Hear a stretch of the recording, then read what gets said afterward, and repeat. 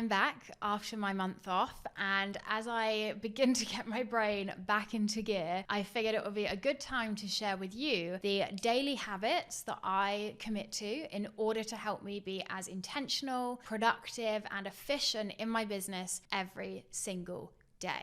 I will admit my past self really hated the idea of a morning routine, or in fact any kind of daily non-negotiables or routine. I used to think they were really restrictive and just made me kind of do things that I didn't enjoy because they're things that I'm meant to do to be productive. But I've definitely learned over the last couple of years that it's not about completing a checklist of all the things that everyone else tells you to do, but instead finding the things that really work for you and thinking about yourself maybe a little bit like a machine and thinking, right, what's the kind of, rituals or steps that we need to take to kind of get this machine working as well as it can. Now, I realize I said that, and then this episode is me telling you, here's all the things that I do, but I want you to know I'm not sharing these from a place of like, you must do these things as well, because this is what productivity looks like. Instead, I want you to listen to maybe some of these habits and behaviors and just reflect, like, does that feel like it would be helpful for you? Or have you got a version of that would be useful? Maybe you want to experiment with some of these habits that I'm going to share today, or maybe just me talking about my routines will help you to consider yours as well. I think this is an important time of year for us to discuss this because we've got that back to school feeling. We want to make the most out of this final stretch of the year. And I've really noticed in my business that my output is so tied to the tiny daily habits that I adopt. If I'm ever in a season where I'm just not feeling quite with it, I'm not kind of seeing the growth I want to, most of the time I can track it back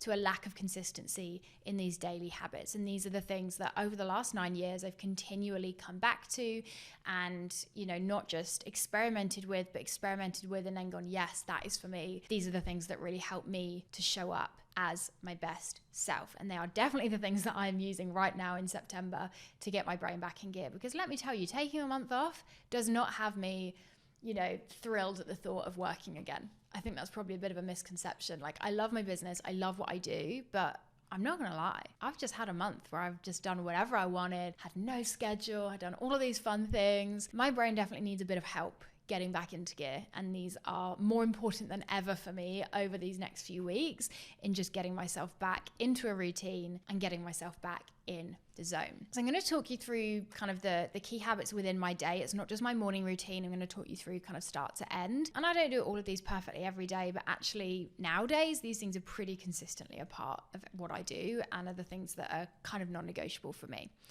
So it begins for me with the start of my day. I've experimented with a lot of different kind of morning routines for myself. About a year ago, I was waking up at 6 a.m. every single day, and I would be working by about 6:30 a.m. Goodness me, even just saying that out loud now, I feel a bit sad for my past self, but it helped me to be very productive, that's for sure. And it was definitely something I had to do in that season because it was so full on. But nowadays, I've definitely learned that a slightly gentler start to the day really works for me. Every single day, I'd probably say without fail, if I'm at home, I wake up, I put my contact lenses in because I have really bad eyesight. Like, you would not believe. I can't see anything without contact lenses pretty much. So I put them on as soon as I wake up because I hate not being able to see. I will walk to the bathroom, and on the way to the bathroom, I click my coffee machine and I set my coffee machine up the night before. Or in fact, my partner RSM often does it because he's nice. And I click my coffee button and I go to the bathroom, and is it TMI to say I have a morning wee? Probably not. I mean, it's just a fact of life, isn't it? And then by the time I'm walking back through my kitchen, my coffee's done. So I pick my coffee up, and I usually get my little ice roller out the freezer as well. And pretty much every single day without fail, I get back into bed and I sit with my coffee and my ice roller on my face, and I will scroll on my phone or read something. Depends how holistic I'm feeling that day. And I spend the first kind of 30-40 minutes of the day just chilling. I love it. That is not something my past self ever used to do. Like, I would wake up and just get straight into work, or I'd wake up and think I need to journal or I need to exercise. But like, as an introvert, as someone that kind of, my energy has to come from kind of a bit of quietness by myself, that is so nice. Thankfully, my partner is a very deep sleeper, so he'll just stay asleep next to me whilst I'm doing all of this. And that's how I spend the first little chunk of my day. And once I've then done that and kind of had my me time, and by the way, I will do that even if I'm up super early. Like, if I have to leave the house at 6 a.m., I will wake up earlier so I can still have that time in the morning. Like, that's a real non-negotiable for me. It really helps me just feel rested as I begin my day. And also, it's such a nice, like, bit of peace No matter how busy my day is, I still have this little peaceful pocket at the start of it. I love it. What I will often do as well during that time is start to brain dump in the notes app on my phone all my thoughts for the day, because naturally I start to think I need to do this and I need to do that, and I just put it in a notes app so at least it's out of my head. And then something I'll do every single day is I will get dressed. Okay, I really believe this. If you look good, and I don't mean look good like, you look like attractive. I just mean like if you look like you've taken care of yourself, you will show up better, more intentionally. You will show up for yourself in your work that day. I am known to be trotting around my flat with little heels on, or with like the kind of outfits on that I'd wear to do public speaking. And it might seem a bit silly, but for me, getting dressed, even if I'm going to be at home all day, even if no one's going to see me,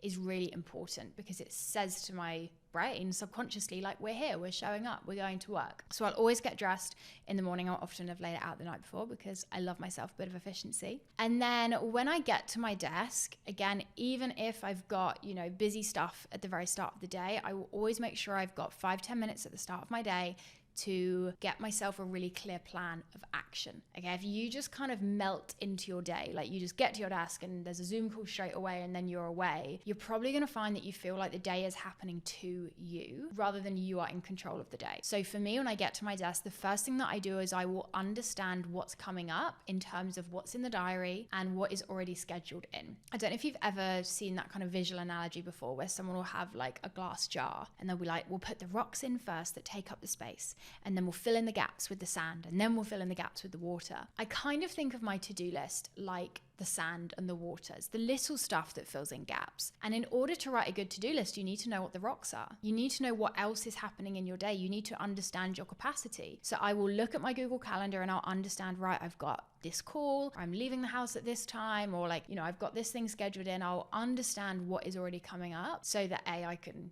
plan for those things, but also I then know what my capacity is. If I have a day where I'm on a lot of calls, or I'm traveling into Central and doing some other bits, like I will obviously then understand that my capacity is lower, versus if I understand my day and I've got a lot of space. Either way helps me to then write a to-do list that's actually aligned with my capacity. If your to-do list is not aligned with your capacity, you are gifting your future self frustration and disappointment. And I have learned that from a lot of lived experience, okay? Make a to-do list with your capacity in mind. You will be so much more efficient, and then you will see so much more momentum, rather than always feeling like you're chasing something that isn't actually doable in the first place. So once I've understood my day, my rocks, like, meetings, I would also class like exercise and movement as part of that, and talk more about that in a second, but that would be a non-negotiable for me. Then I will write a to-do list that mirrors my capacity. So I personally split my to-do list into important tasks and then quick ticks. So important tasks is like, if I do nothing else today, what do I need to do? So for example, the day that I'm filming this podcast, my important task for today was to plan and film the podcast episode that you are now tuning into. That is the stuff that I'm like non-negotiable. That has to be where my energy and time goes first. My big chunks of time need to go there. And then I'll also have my quick ticks. These things are unavoidable in business, right? It's like, I need to email that person. I need to schedule that thing. I need to pop that into the post. I always have a list of those things, and I never let myself start with them, because otherwise I'm just going to spend all day doing these itty bitty things.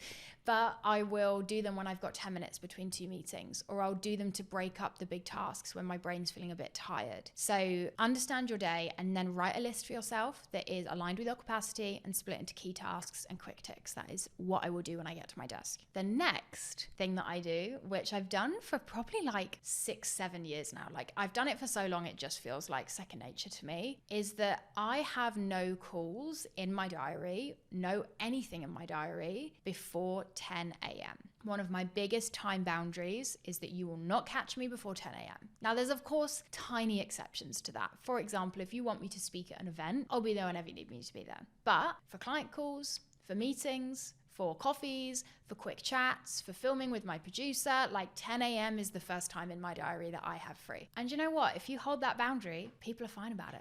People don't push to, fit into a slot that doesn't actually exist. In my head, like 9 a.m. just doesn't exist. 8 a.m. doesn't exist.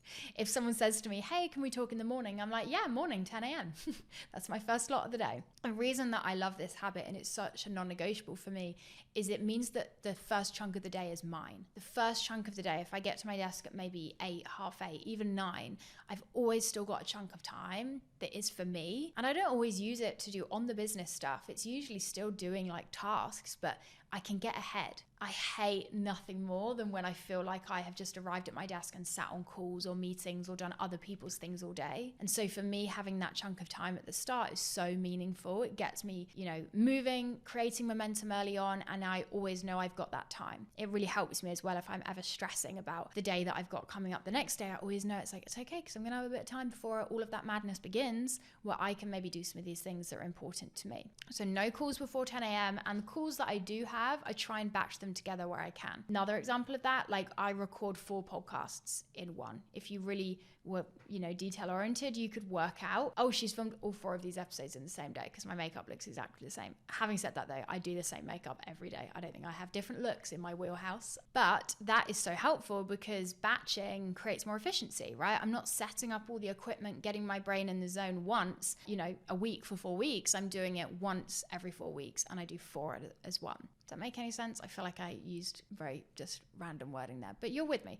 And I do the same with my calls. So I generally try and have my calls on a Tuesday and a Wednesday, or a Tuesday and a Thursday, depends what the week is. Try and have a boundary that I won't do calls on a Monday or a Friday. And those boundaries can always be flexed where I want to flex, but it's really important to me to have that routine. It just helps me be way more efficient, way more productive. And then I get big chunks of time not on calls where then I can, move forwards on bigger projects. A few other little things that I do within my day that really help me to be productive. The first one is such a tiny detail, but I always like having music on in the background. My brain loves a bit of background music, not very good with silence, which means that if there's nothing on in the background, I will be way more likely to want to jump onto my phone and scroll social media because I'm looking for some kind of stimulation in terms of audio. So I have noticed a really direct correlation if I have the radio or some just gentle music on in the background. I find it so much easier to focus and I'm less likely to pick up my phone. So if you're like me and you always need that kind of stimulation and you're never in silence, something in the background will probably help you to focus and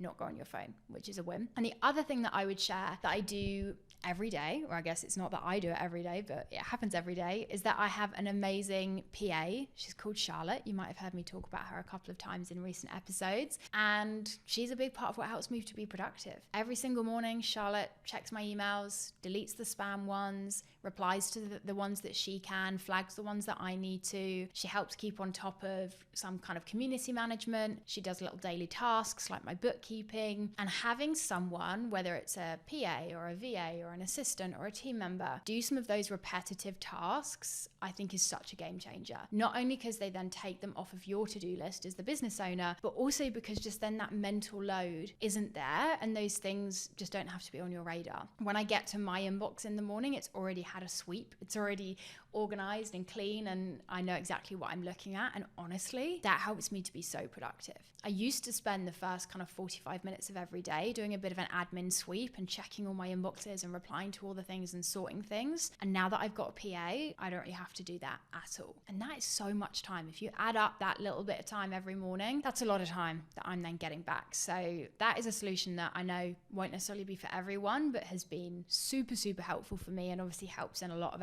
other areas of the business's efficiency as well. And then where I would wrap up with kind of my productivity is 2 final things that are maybe more about how I end the day. Firstly being that I will always make a list for the next day, or less of a list, I'd say, and more of a brain dump of what I might want to do next. I think it's so helpful to always have a running list of tomorrow's tasks, or on a Friday, I'll write it for Monday, because A, it helps your brain to switch off a bit. You're kind of soothed with the fact that okay, I know those things are important and outstanding, but we've thought about them. They've been written here, they're there. And B, it really helps your future self, because then when I get to my desk the next morning, I have a bit of a starting point of okay, here's what the me of yesterday thought I needed to do today. I've got fresh energy now, I've got fresh sight of the day, what is actually important. So I'll always write a bit of a list for the next day. It's never fancy, it's never that nice organized to-do list that I talked about at the start. It's more of just a list of here's the things that I think need to happen tomorrow, and that then helps me to switch off. And the other thing that helps me to switch off, which is a non-negotiable for me every day, is I will do some kind of exercise or movement. Exercise is probably sometimes a bigger word than what I'm doing, because sometimes it might just be a walk, or I've got a little gym situation in my basement which I might go into for 20 minutes, or a lot of the time I'll cycle over to my reformer Pilates studio that I love to go to. It obviously looks different, depending on the day, but it's a real non-negotiable for me every day that I move my body in some capacity. And I'll generally either do this at lunch or at the end of the day because it helps me to switch off. I don't love morning exercise. I'll do it if that's the only way that I can fit it in. My favorite would be like, for example, today I am filming all these podcast episodes and then I'm going to Pilates at 5 p.m. And going at 5 p.m, makes sure that I actually stop working, and it makes me a lot more productive at the end of the afternoon when it's tempting to just slow down and work till 6 p.m. And B, it gives me that kind of physical shift between work and, personal time that, not just physically helps me to feel like things are done, but also mentally just helps me to switch off. I also noticed that because my business is so online, it's not very physically tiring. Maybe if I'm going into Central and I cycle around, or I'm at an event and I'm walking a lot, that gets my body a bit tired. But usually I end the day, and this is what I say to myself, I'll go, my brain is wired, but my body's not tired. My brain is done, it's fried, but my body actually hasn't really done anything. And I find then that I don't sleep very well and I feel a bit antsy all evening. So exercising at the end of every day is so important for me. And that has been a habit that has transformed my life in many ways, but we will leave for today's episode. And that's it. I say that's it. I know that's a lot of different habits and rituals that I've just talked about there. But those are the things that I do almost every single day, which now just kind of feel like the norm. Even when I was writing out the notes for this episode, I really had to analyze my day and be like, what am I doing? Because these are things that now I've done for so long and they're so helpful to me that I just kind of do them automatically, but they're so helpful. They're the things that, like I said, if I don't do them, I notice an effect, and I really have to always bring myself back to these basics and go, right, are we doing these habits? Are we putting in the work that we know helps me to show up as well as I can? And as I said, that's something I'm particularly thinking about right now as I am getting back into the zone and helping my brain to get into gear after taking a whole month off. So I hope you found this interesting. I would love to hear any of the habits or behaviors that are helpful for you. Always super nosy about other people's routines and love to learn and try new things as well. If this topic of productivity and efficiency feels really relevant for you and it's something that you're focusing on maybe as you think about the next few months and the final stretch of 2025, I have a free masterclass which unpacks how to create more efficiency in your business. It's an exercise that I complete with almost all of my clients. I swear by it, to help you free up your time and understand how to be more efficient in your business. So if you want to download that, it's completely free. It's under 10 minutes and it's an exercise that will really help you to see what changes you can make to up your productivity. It will be linked in the show notes for you wherever you're tuning into this. So make sure to go and check that out. It's not about quick fixes, but meaningful things that will really help you to get some time back in your business. That's it for this episode. Thank you so much for tuning in, and I'll be back in your ears next Tuesday.